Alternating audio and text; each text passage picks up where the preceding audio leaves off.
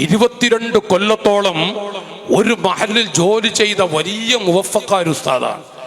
ആ ഉസ്താദ് 22 കൊല്ലം ജോലി ചെയ്തു. ആ ഉസ്താദാണ് ഈ വിദ്വാനെ ഇവനെ പഠിപ്പിച്ചിട്ടുള്ളത്. പക്ഷെ അവൻ നാട്ടിലൊരു സ്വാധീനമുള്ള ഒരു ചെറുപ്പക്കാരനാണ്. അവനൊരു ഉംറ കഴിഞ്ഞു വന്നു.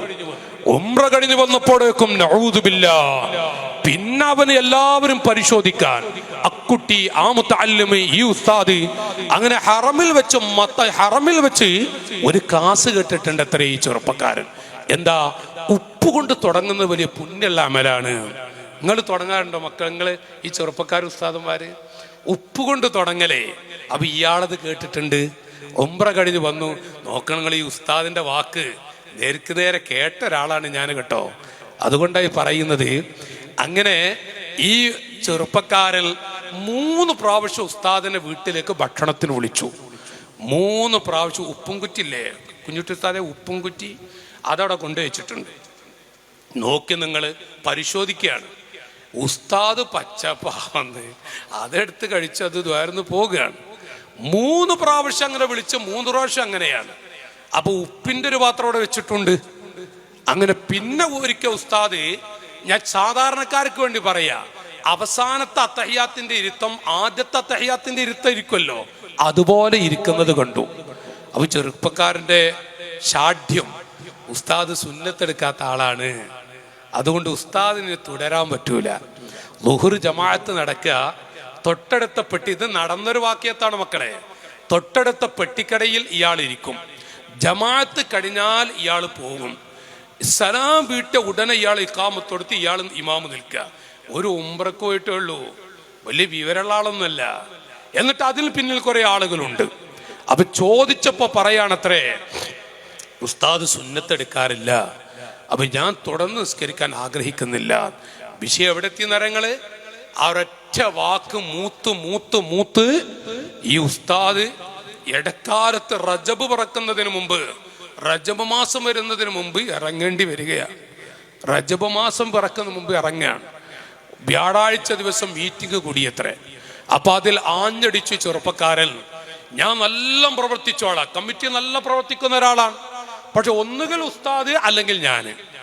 ഇയാള് പറയാണത്രേ. അപ്പൊ കമ്മിറ്റിയില് എന്നാ പിന്നെ നമ്മൾ നാട്ടിൽ 2 പ്രശ്നമാക്കണ്ടല്ല, ഉസ്താദിനെ നമുക്ക് തൽക്കാലം ഒന്ന് ഉസ്താദിനോട് പോകാൻ പറയാ.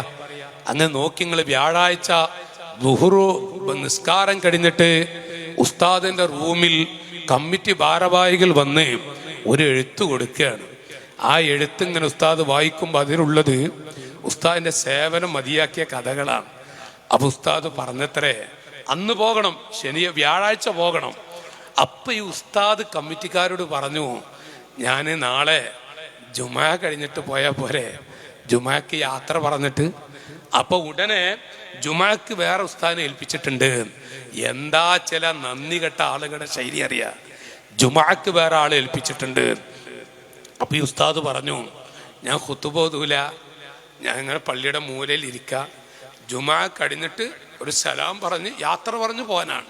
22 കൊല്ലം ഇവിടെ ജീവിച്ച ആളല്ലേ, സമ്മതം കൊടുത്തു. അങ്ങനെ വെള്ളിയാഴ്ച ജുമാക്ക് മക്കളെ ഖുതുബ നിസ്കാരം കഴിഞ്ഞ് നിസ്കാര ശേഷമുള്ള ദുആ കഴിഞ്ഞപ്പോ ഈ ഉസ്താദിനൊന്ന് വിളിച്ചൂടേന്ന്.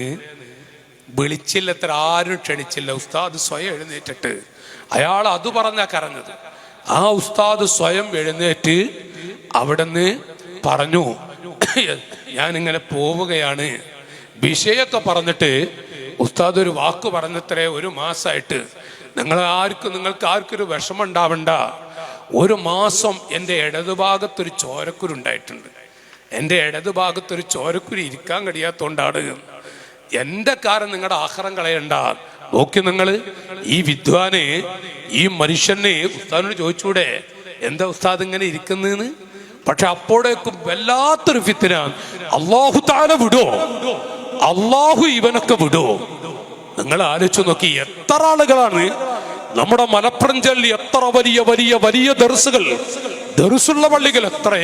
ഇപ്പൊ ഒരുപാട് പള്ളികൾ കുട്ടികളില്ലാത്തത് കൊണ്ടല്ലാന്ന്, അവസ്ഥകൾ അങ്ങനെയാണ്. ഇപ്പോ ഈ 2 ദിവസം മുമ്പ് ഒരു ദർസ് അസ്തമിക്കാൻ, ഒരു ദർസ് ഈ നിങ്ങൾ ആലോചിച്ചു നോക്കി, ശഅബാൻ 20 മറ്റോ നിർത്തും അത്രേ. പക്ഷെ അതിനു മുമ്പ് തന്നെ പോകാനുള്ള അനുഭവം ചെറിയ വിഷയ, ചെറിയ പ്രശ്നം എന്താ ചോദിച്ചപ്പോ പ്രസിഡന്റിനെ ബഹുമാനിക്കാത്ത പ്രശ്നമാണ്. ഇത് ഓരോന്ന് കേൾക്കുമ്പോഴേ വേറെ ഭാഗങ്ങളോട് ഞാൻ അങ്ങോട്ട് പോകുന്നില്ല. ഞാൻ പറഞ്ഞു വരുന്നത് എന്തെല്ലാം അവസ്ഥകളാണ്. ഇവനൊക്കെ അല്ലാഹു തആല വിടുവോ? ഞാൻ എന്റെ പ്രിയപ്പെട്ട അനുജന്മാരോട് പറയുന്നത്, നല്ല നല്ല ദർസുകളുള്ള പള്ളികൾ, ചില വാക്കുകൾ ചില മനുഷ്യന്മാരുടെ വാക്കുകൊണ്ട് പള്ളി ദർസ് വരെ പൂട്ടിപ്പോകുന്ന അവസ്ഥകളെ, ആ പള്ളി ദർസേ നശിച്ചു പോകുന്ന അവസ്ഥകൾ. ചില ആളുകളൊക്കെ ഹജ്ജ് കഴിഞ്ഞ് അതല്ലെങ്കിൽ നല്ലൊരു അമല് കഴിഞ്ഞ് നാട്ടിൽ വന്ന് പിന്നെ നേരെ വരും സഹോദരങ്ങളെ സുബ്ഹിക്ക്. ചിലപ്പോ ഇശാ നിസ്കാരം കഴിഞ്ഞ് ബാങ്ക് ഇഖാമത്ത് കൊടുക്കാനായില്ലേ, മൊല്ലാക്കാനോട് ചോദിക്കും, ഇഖാമത്ത് കൊടുക്കാനായില്ലേ? ആയില്ലേ. നിങ്ങൾ കേട്ടിട്ടുണ്ട് അങ്ങനെയൊക്കെ ചോദിക്കുന്നത് ചില ആളുകൾ പള്ളികളിൽ. എന്നിട്ട് ഇഖാമത്ത് കൊടുത്ത നിസ്കാരം സലാം വിട്ടിയ അല്ലാഹ്, ആള് പോയി ഭക്ഷണം കഴിച്ച് ആള് ഉറങ്ങി ചെയ്തു. എത്ര ഒരു 8:45 9 മണിയായപ്പോഴേക്ക് ആൾ ഉറങ്ങിയെന്ന്. 5:30 മണിക്ക് ബാങ്കാണെങ്കിൽ ഒരു 4-4:30 മണിയാകുമ്പോഴേക്കും ആള് പള്ളിയിൽ. നല്ല തഹജ്ജുദ് ഒന്നും ഒഴിവാക്കാത്ത ആളാ. 4:30 മണിയാകുമ്പോഴേക്കും പള്ളിയിലേക്ക് വരുന്നു. പള്ളിയിൽ വന്നിട്ട് അപ്പോഴേക്കും ഒതുവെടുത്ത് അകത്തെ പള്ളിയിൽ എവിടൊക്കെ ലൈറ്റ് ഉണ്ട് അത് മുഴുവനും ഒരൊറ്റ ഒന്നും ഒഴിവാക്കില്ല, എല്ലാം. അപ്പോഴേക്ക് 11, 11:30, 12 മണിക്കൊക്കെ കിടന്ന കുട്ടികൾ അകത്തെ പള്ളിയുടെ ചെരിവിലോ അല്ലെങ്കിൽ മുകളിൽ എവിടെങ്കിലൊക്കെ അവിടൊക്കെ ലൈറ്റ് ഓണാക്കി. അങ്ങനെ പോയി. അപ്പൊ ഏതെങ്കിലും ഒരു ചെറിയ കുഞ്ഞ് കണ്ടോ, മൈക്കിലൂടെ ഞാൻ പറയണില്ലട്ടാ, ചില ആളുകൾ മക്കളെ പഴയ വാക്കുകൾ ആരാൻ്റെത് മുണുങ്ങിയിട്ട് എന്ന് പറയുന്ന ചില ലഫ്ളുണ്ട്. അതോ ചെറുപ്പക്കാർ കുട്ടികളെ, നിങ്ങൾ വളർന്നു വരുന്ന മക്കളാണ്. ജീവിതത്തിൽ നിങ്ങൾ സൂക്ഷിച്ചാൽ അത് നല്ലതാണ്. ഒരു ഹാജി പറഞ്ഞത് ഞാൻ ഇവിടെ നിന്ന് പറയാം. അങ്ങനെ മുടങ്ങിയിട്ടെന്നുള്ള സംസാരം വന്നപ്പോഴേക്കും ഒരു മുതഅല്ലിം ഉണർന്നോന്ന്. ചെറിയ കുട്ടിയാണ്, നഹ്വ് കിതാബ് ഓതുന്ന മോനാണ്. അങ്ങനെ ഇയാളെ മുഖത്ത് നോക്കിയപ്പോൾ ഒരു പുലിയുടെ മുഖം പോലെ. ആ കുട്ടി എഴുന്നേറ്റ് ഓടി ബ്രഷ് എടുത്ത് ഹൗദും കരി ചെന്നപ്പോ ഇയാൾ ചെന്നിട്ട് ഇവിടുന്നാടാ ബ്രഷ് ചെയ്യുന്നത്. ആ കുട്ടി മൂത്രമൊഴിച്ചു. ഹൗദും കരിയിലാണ് മൂത്രമൊഴിക്കുന്നത്. ആ ആഴ്ച കുട്ടി നാട്ടിൽ ചെന്നു.